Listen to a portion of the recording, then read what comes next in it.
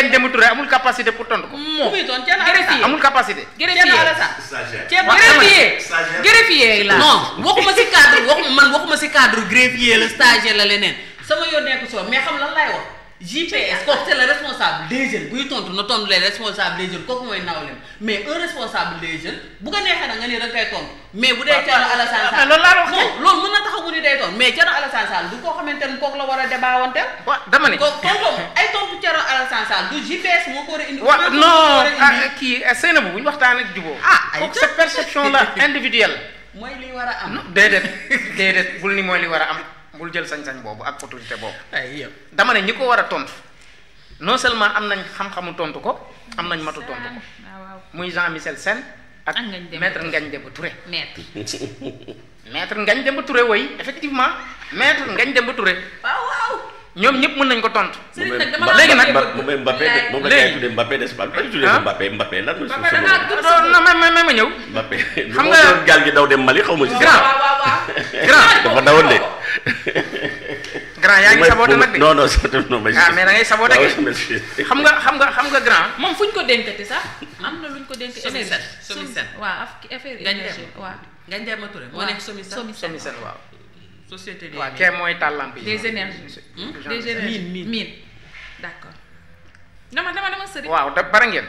waaw dama ni grand xale yooyu ngeen di tuddee xale mun nañ leen tontu de waaw ndax am nañ xam-xam ba pare am nañ capacité bi te beneen bi Thierno Alassane Sall waaye nag damay jàpp ni politicien la rek comme politicien yi ñoom ñëpp xam nga boo nekkee ci opposition bi ce champ dafay gën a yaatu. maanaam da ngay jël dóor xeer fii dugg fii kërëb fii nangam ak nangam yow yaay gën a jekk en réalité ki nekk au pouvoir de incarner. parce que xam nga lu daal Thierno Alassane Sall wax na loo xamante ni xëy na da ngay jàpp ni li mu nekk dans l'opposition moo tax wax ko nee na réew mi fenn doxul yow mi doo ko wax xam naa ni moom doo ni réew mi fenn doxul loolu moom jàpp naa da ngay nekk dans l'opposition rek tëj moo ko wax. man de sëriñ dama bëggoon rek wax ñu fuy dox. waa dama ni. fuy dox jamono jii waa dama ni. maa ngi nii am na ay révélation yoo xam ne su ma ko tegoon fii. mais nga teg ko du ma ko wax. waaw mais grand da nga koy teg dama am obligation de réserve. am na lu ñuy wax am na lu ñu dul wax. waaw dama ni. yaa ngi dégg donc xamal sa bopp rek. mais dëgg bi boo jëloon tey jii sa micro nga génn tout de suite fii tu prends 10 Sénégalais. nga def benn chronique tu vas voir tout de suite. tu vas rencontrer les Sénégalais waaw dama ni. dama ni. ça va pas le pays. réew mi. dama ni ni ko Alassane Sall caricaturé réew mi yeggul foofa. xam nga yàqalul dara un opposant politique boo gisee de bonne initiative gis aussi loo xamante ni autorités yi des fois ñu ngi koy def mu di lu baax yàqalul dara de nga apprécier loolu te avancer.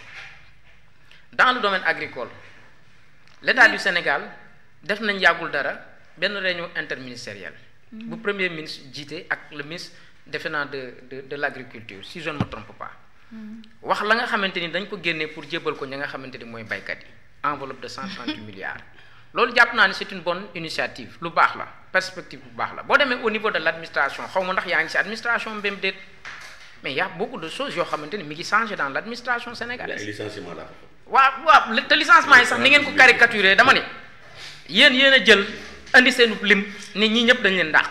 xanaa xamoo léegi sëriñ ba non Fatima lu tax man doo ma may ma daaneel.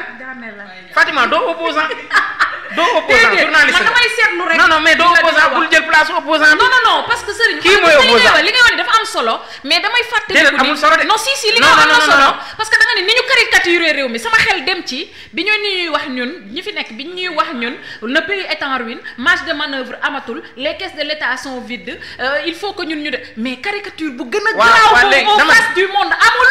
waaw dama ni Fatima yàlla yonte bi déedéet ma may terminer samay xalaat parce que man xam nga sama fort mooy lan mën ngeen ma dagg waaye bu ngeen ma daggee da ngeen may sax gën a dimbali ak renforcer gën ma jox ay argument macha allah waaw xam nga grand yow li nga wax nii sànq jàpp naa ne Alassane Sall du wax loolu Thierno Alassane Sall sànq nab mu ngi lay bëgg a rebondir si li nga wax grand fii amul ay policiers yu ñu ràjjee amu fi même daane rek te da nga ko wax léegi moo tax man la bu la Thierno Alassane Sall déggoon dina la woo arrêté la parce que amul policier bu ñu ràjjee te moo la le mot ràjjee bi nga utiliser c'est tellement dur amu fa xam nga il faut reconnaître une chose mooy ay policiers lañu ay adjoint volontaire lañu woon amuñu sax statut policier ñoo xamante ni dañu am contrat bi mi ngi commencé 2021 war a jeex 2025 autorités yi ne duñ ko renouveler te ñoom bañ leen di recruter war a naroon leen rattaché groupement mobile d'intervention Jean-Baptiste Tine mii nekkoon si àndu si woon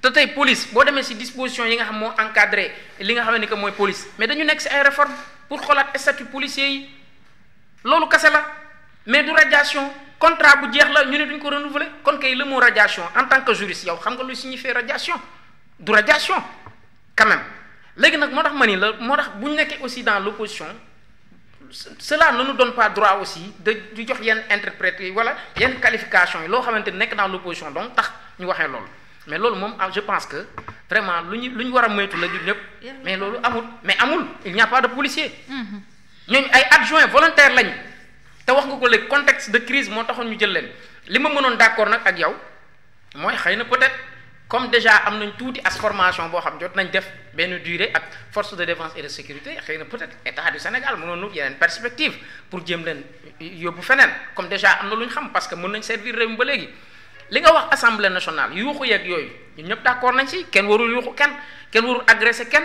mais il faudra aussi dire aux gens que ni loolu le président de l'assemblée nationale daf see jël ay mesures assemblée bii ngeen xamante ne yéen da ngeen koo daw ñëwu leen assemblée bii gis nga ay booy yi passé fi ñu jàpp si lañ jàpp sa wolof mii si lañ ko génnee saal ba. kon boycott bi def na effet.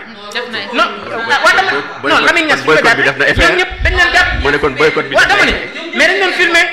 non ñoom mais dañ doon filmer. dafa doon filmer parce que saa wolof moo nekkoon problème ak gendarme. moom ñu filmer scénario non taxawal. ça n'a rien à voir avec ce qui s'est passé dans la. non déedéet xam nga yéen da ngeen sukkandiku li leen seen journaliste jox. non sukkandiku wu ma de. dama ko seetaan.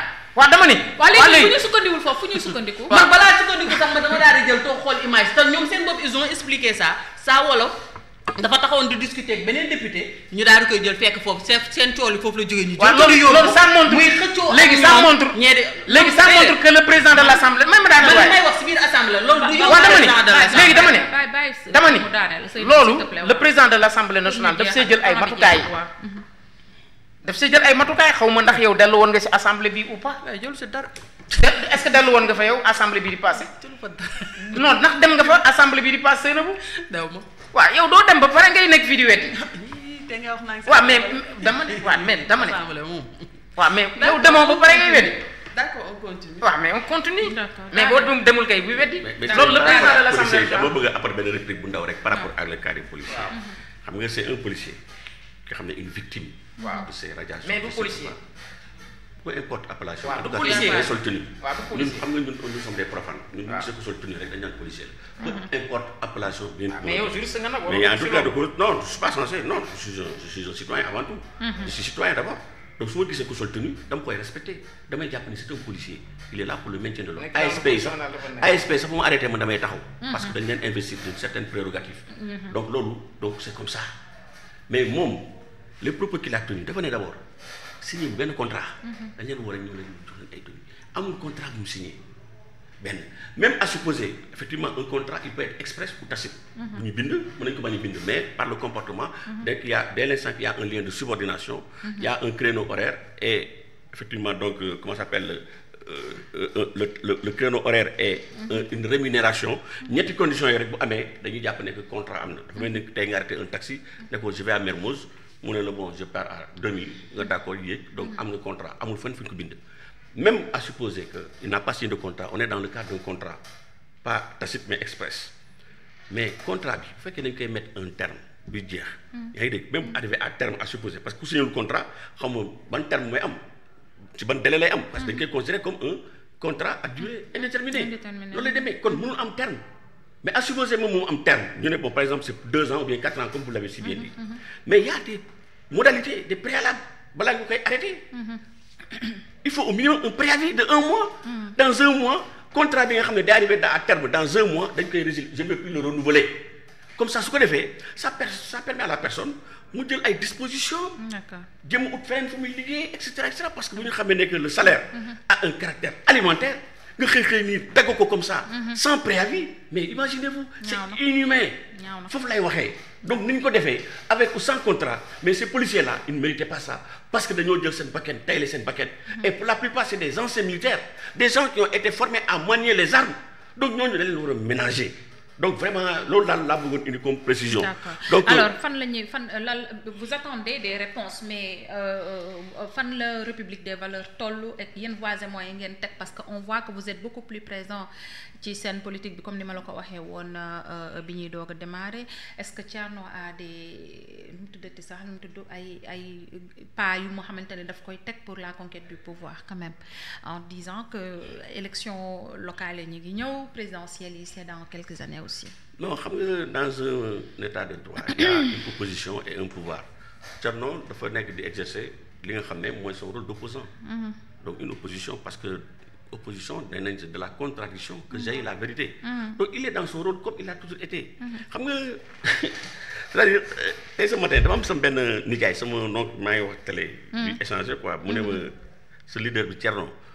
Il n'a même pas interdit de débattre avec Thierno, avec Ousmane Sonko, parce que si il débattrait, il perd comme d'habitude, quoi, il va perdre. Je me dis, Tons, est-ce que vous pouvez me citer un exemple où Ousmane Sonko débattre contradictoirement? Je me cite. Même nous, si nous avons des wax soxlam dak ñu dem. Justement. Ñun duñ ko laaj dara. Même quand il avait bon man bëgg na ko xam